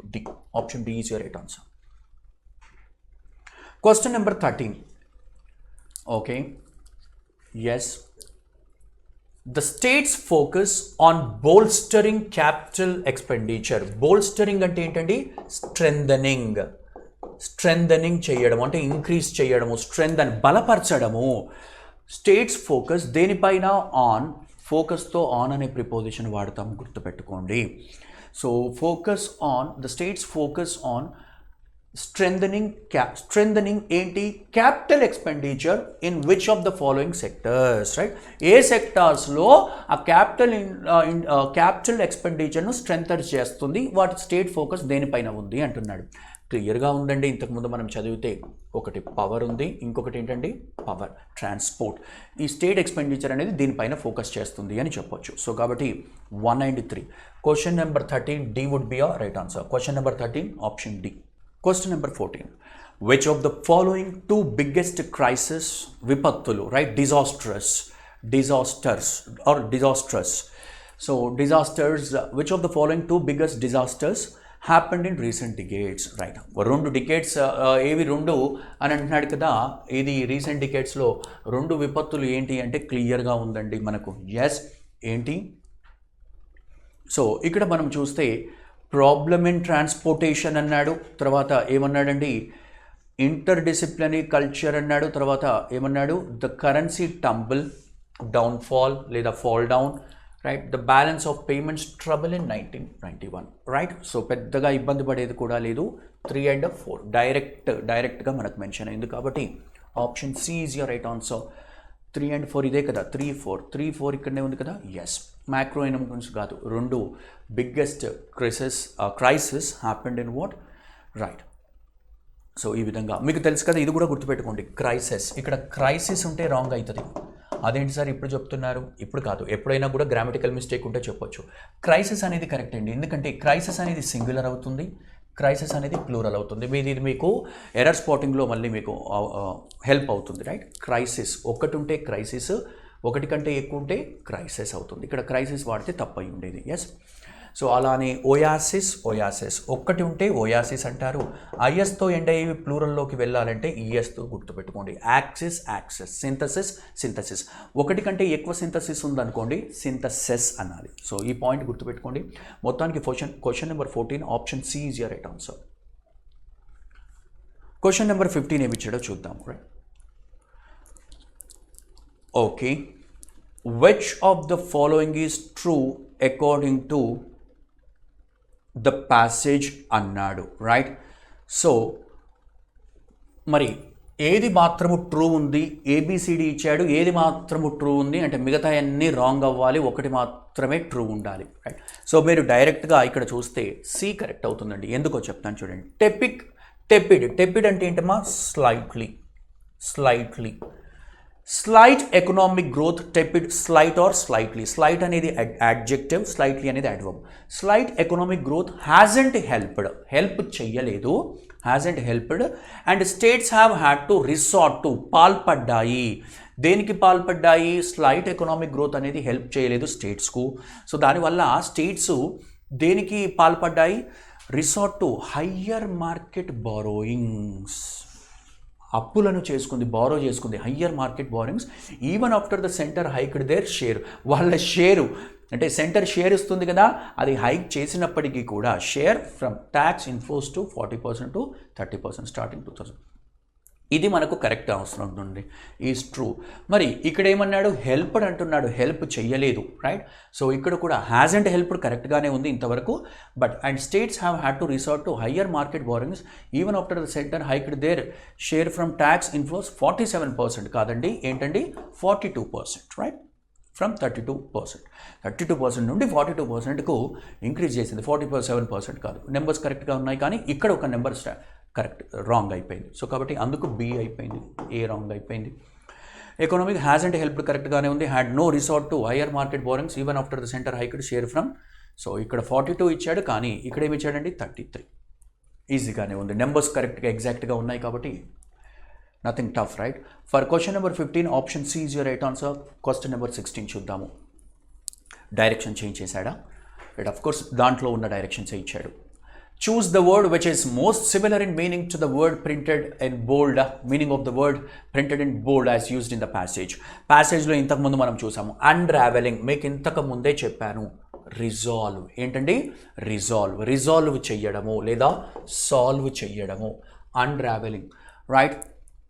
రిజాల్వ్ చెయ్యడము, రైట్? అదే రావెలింగ్ అంటే అన్సాల్వ్డ్, సాల్వ్ చేయకుండా ఉండడము, రైట్? దీన్ని మనం ఈ విధంగా చెప్తాము. రిజాల్వ్ చేయడము, లేదా దీనికి ఇంకో సినోనిమ్ ఉంటుంది, అన్రావెల్. మోస్ట్ సిమిలర్ అడిగాడు కదా, ఆపోజిట్ అడగలేదు కదా. రిజాల్వ్ చేయడము, లేదా డిస్ఎంటాంగిల్డ్. ఎంటాంగిల్ అంటే చిక్కుకొని ఉండడం, చిక్కుముడి అంటారు. డిసెంటాంగిల్ అంటే చిక్కు లేకుండా ఉండడం, సాల్వ్ చేయడము, రిజాల్వ్ చేయడము. ఫడిల్ అన్నా కూడా కన్ఫ్యూజ్ అవ్వడం అండి, కన్ఫ్యూజ్ చేయడము లేదా కన్ఫ్యూజ్ అవ్వడం. సో కాబట్టి బీడీ రాంగ్ అవుతుంది. ట్విస్ట్, ట్విస్ట్ అంటే ఏంటంటే మళ్ళీ ట్యాంగిల్ చేయడమే. ట్విస్ట్ ఉంది, ట్విస్ట్ ఉంది అంటే అన్సాల్వ్డ్ అయిపోతుంది అది. ఎంటాంగిల్డ్ అని కూడా చెప్పొచ్చు. ట్విస్ట్ అంటే ఎంటాంగిల్డ్, బట్ డిసెంటాంగిల్డ్ అంటున్నాము, డిసెంటాంగిల్డ్, రైట్? సో మొత్తానికి అన్రావెలింగ్కు రైట్ ఆన్సర్ ఏమవుతుంది, మీనింగ్ వచ్చే విధంగా రిజాల్వ్ అవుతుంది. Question number 16 option A. Question number 17, sorry, choose the synonym of the given word which is in bold in the sentence. మళ్ళీ సినోనిమ్ అడిగాడు అంటే meaning, same meaning, similar word. There is dearth. Dearth అంటే ఏంటండి, scarcity, తగ్గుదల.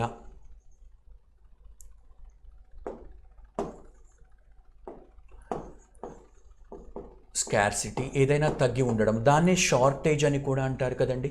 ఏమంటారు, shortage. So ఇక్కడ మనకు right answer ఏమవుతుంది, సినోనిమ్ అడిగాడు కాబట్టి షార్టేజ్. అబుండెన్స్, అబుండెన్స్ అంటే చాలా ఎక్కువ ఉండడము, like a large amount of something. Abundance, a large amount of something, something which is in large amount, right?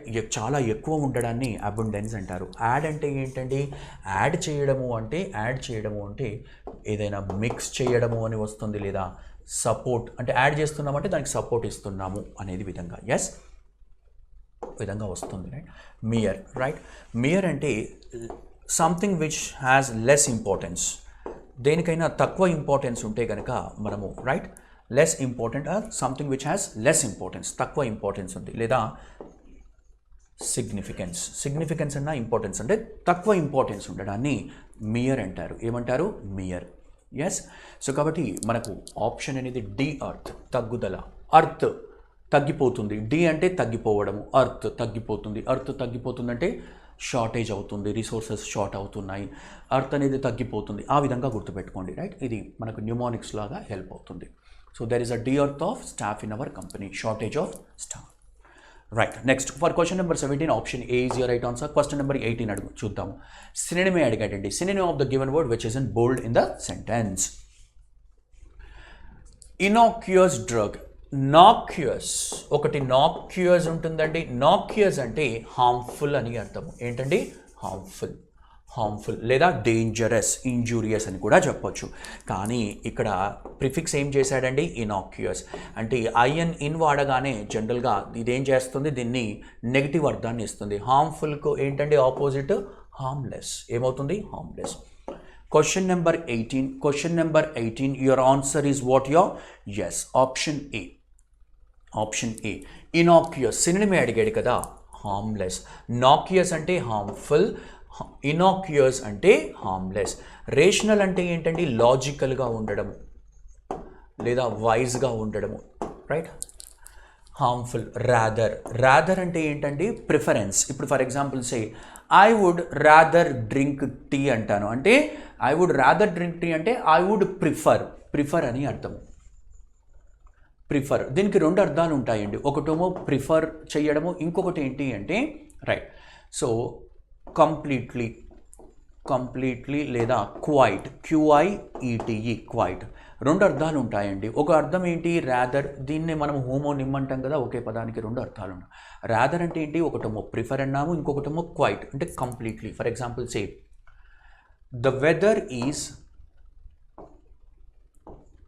The weather, WEATHER, weather is rather cold అంటే చాలా కోల్డ్గా ఉంది. అంటే ఇక్కడ చాలా కోల్డ్గా ఉంది అంటే కోల్డ్గా ఉండొద్దు అనుకుంటున్నాం. ఎస్పెషల్లీ నెగిటివ్ అంటే మనకు ఉన్నదానికంటే అంటే ఉన్నది బాగా లేదు అన్నట్టు చెప్పినప్పుడు రాదర్ వాడతాము ఒక మీనింగ్, లేదా ప్రిఫరెన్స్ ఉద్దేశంలో ఇంకోటి. For example say I would rather drink tea అంటే I would prefer to drink prefer. అది the weather is rather cold అంటే మనము కొంత కోల్డ్గా ఉండకూడదు అనుకున్నప్పుడు రాదర్ కోల్డ్, లేదా the weather is rather hot, rather hot అంటే అది కొంచెం అంత ఎక్కువగా ఉందంటే అన్ప్లెజెంట్గా సిట్యువేషన్ ఉన్నప్పుడు రాదర్ వాడచ్చు సెకండ్ మీనింగ్తో, రైట్.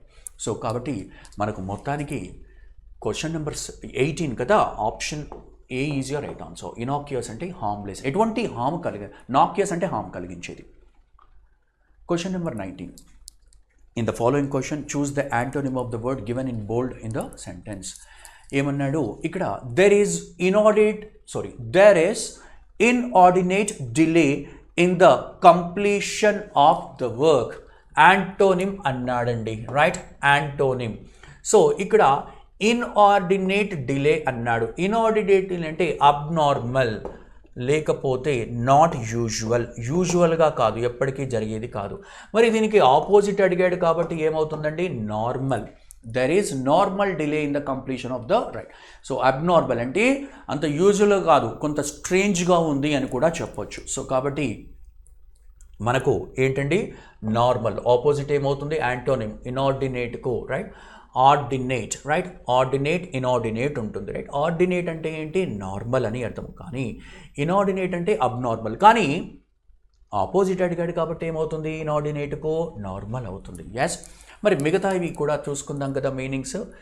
ఎక్సెసివ్, ఎక్సెసివ్ అంటే ఎక్సీడ్ అవ్వడము, ఎక్కువగా ఉండడము. ఎక్సెసివ్, ఎక్సీడ్ అవ్వడము, ఎక్సెసివ్, మోర్ దెన్ ఎనఫ్, అవసరానికంటే ఎక్కువ ఉండడం, మోర్ దెన్ నెససరీ. లేదా దీన్ని రిడెండెంట్ అని కూడా అంటారు. ఎక్సెస్ ఉంది, రిడెండెంట్ అని కూడా చెప్పొచ్చు. అన్నెసెసరీ అంటారు, బట్ ఏంటంటే ఎక్సెసివ్ అంటారు, అవసరానికంటే ఎక్సెస్గా ఉంది, ఎక్కువగా ఉంది అని చెప్పొచ్చు. ఫ్రుగల్, ఫ్రుగల్ అంటే మనకు ఎకానమికల్, అంటే ఎవరైతే డబ్బులను చూసి ఖర్చు పెడతారో, ఎక్కువగా వృధా చెయ్యరో వాళ్ళను ఎకనామికల్గా ఉన్నాడు అంటాము. ఎకనామికల్గా అంటే మనీ సేవ్ చేస్తాడు, ఎక్కువగా అంటే అన్నెసెసరీగా ఖర్చు పెట్టడు. మైజర్ వేరమ్మ, పిసినారి, అది వేరు ఇది వేరు, రెండు ఒకటేలాగా వినిపించినప్పుడు ఫ్రుగాల్. ఫ్రుగాల్ అంటే ఎకనామికల్గా ఉండడము, ఎకనామికల్గా ఉండడము, రైట్. థ్రిఫ్టీ అని కూడా అంటారు. ఏమంటారండి, థ్రిఫ్టీ. ఫ్రజైల్ ఇంకొకటి ఉంటుంది, ఫ్రజైల్, రైట్. సో మీకు ఫ్రుగాల్ ఉంటుంది, ఫ్రజైల్ కూడా ఉంటుంది. ఫ్రజైల్, ఫ్రజైల్ అంటే ఈజీలీ బ్రోకెన్, ఏదైనా కూడా ఈజీగా విరగొట్టడానికి వీలుగా ఉంటే ఈజీలీ బ్రోకెన్, ఫ్రజైల్ అంటారు. పెలుసనైనది, ఈజీగా విరగొట్టడానికి వీలుగా ఉంటాయి, రైట్. అదే ఇంకొకటి ఉంటుంది ఎజైల్, కన్ఫ్యూజ్ అవ్వకూడదు. ఫ్రుగాల్, ఫ్రజైల్, ఎజైల్ అంటే మూవ్ ఈజీలీ అండ్ క్విక్లీ. ఎవరైతే ఈజీగా, ఏదైతే ఈజీగా మరియు క్విక్గా మూవ్ గలుగుతాదో దాన్ని ఎజైల్ అంటారు. గుర్తుపెట్టుకోండి, ఫ్రుగాల్, ఫ్రజైల్, ఎజైల్, ఫ్రజైల్, ఎజైల్. ఫ్రెజైల్గా ఉన్నవి ఎజైల్గా ఉంటాయి. ఎలా చెప్తున్నారు సార్? చాలా డెలికేట్గా ఉన్నవి ఈజీగా ముందుకు వెళ్తున్నాయి అనేది కూడా చెప్పుకోవచ్చు. ఫ్రెజైల్ను ఎజైల్తో మ్యాచ్ చేసుకోండి, ఇక ఫ్రుగాల్ అనేది సపరేట్గా చూసుకోండి, ఎందుకంటే ఫ్రెజైల్, ఎజైల్ ఇవి మ్యాచ్ అవుతున్నాయి కదా. FRAGILE, AGILE, fragile, agile. గుర్తుపెట్టు, ఫ్రెజైల్గా ఉన్నాయి ఎజైల్గా ఉంటాయి అంటే చాలా డెలికేట్గా ఉన్నాయి, ఈజీగా పరిగెత్తుతూ ఉంటాయి, క్విక్గా పరిగెత్తుతూ ఉంటాయి, అట్లా గుర్తుపెట్టుకోండి, రైట్. ఫ్రెజైల్, ఎజైల్ అనేది మీకు అలా గుర్తుండిపోతుంది. ఫ్రుగాల్, థ్రిఫ్టీ లేదా ఎకనామికల్. రిగాల్, రైట్ మా. సో రిగాల్ అని అంటే గనక ఇది ఒక కింగ్ లేదా క్వీన్కి సంబంధించింది, right. Something that is related to regal, right. King లేదా క్వీన్ యొక్క మర్యాద, హానర్, వాళ్ళ హానర్కు సంబంధించింది. హానర్, కింగ్ లేదా క్వీన్ యొక్క మర్యాదకు సంబంధించింది రిగాల్ అంటారు. సో మొత్తానికి question number 19 your option is what? Your B, inordinate, right. Normal antonym అడిగాడు. Next question number 20. Find the correctly spelled word అనగా కరెక్ట్గా స్పెల్ అయిన పదం ఏంటి అని అడిగాడు. అంటే 3 తప్పు ఉంటాయి ఆబ్వియస్గా, ఒకటి రాంగ్. 3 తప్పు అయి ఉంటాయి, ఒకటి కరెక్ట్గా స్పెల్ అయి ఉంటుంది. డెఫర్డ్, డెఫర్డ్ స్పెల్లింగ్ DEFER, దాన్ని మరి సఫిక్స్ యాడ్ చేస్తే RR వస్తుందండి. డెఫర్డ్, డెఫర్డ్ అంటే నాట్ టు యాక్సెప్ట్, యాక్సెప్ట్ చేయకుండా ఉండడం. Deferred, not to accept. సరే, RR ఉండాలి, అందుకనేది ఇది మన కరెక్ట్ ఆప్షన్ కాదు. డెసిఫర్, డెసిఫర్ స్పెల్లింగ్ DECIPHER అండి, F కాదు.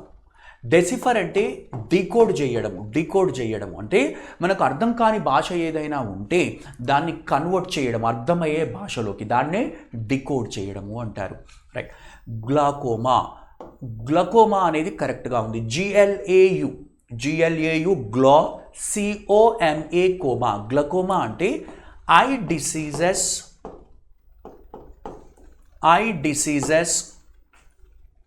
విచ్ కాజ్ ఏం కాజ్ చేస్తాయి విచ్ కాజ్ విజన్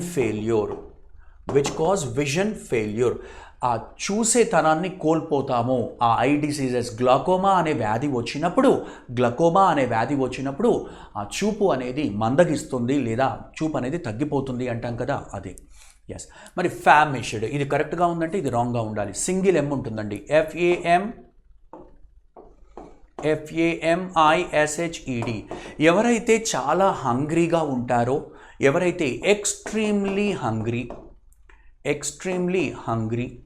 లేదా ఒక అన్ప్లజెంట్ సిచ్యువేషన్లో ఉంటారో ఇది కూడా సెకండ్ మీనింగ్ వస్తుంది బట్ ప్రైమరీగా మనం తీసుకోవచ్చు ఎక్కువగా హంగ్రీగా ఉంటారో ఎక్స్ట్రీమ్లీ హంగ్రీ వాళ్ళను ఫ్యామిష్డ్ అంటారు లేదా అన్ప్లజెంట్ సిచ్యువేషన్లో ఎవరైనా ఉన్నారు అంటే అన్ప్లజెంట్ సిచ్యువేషన్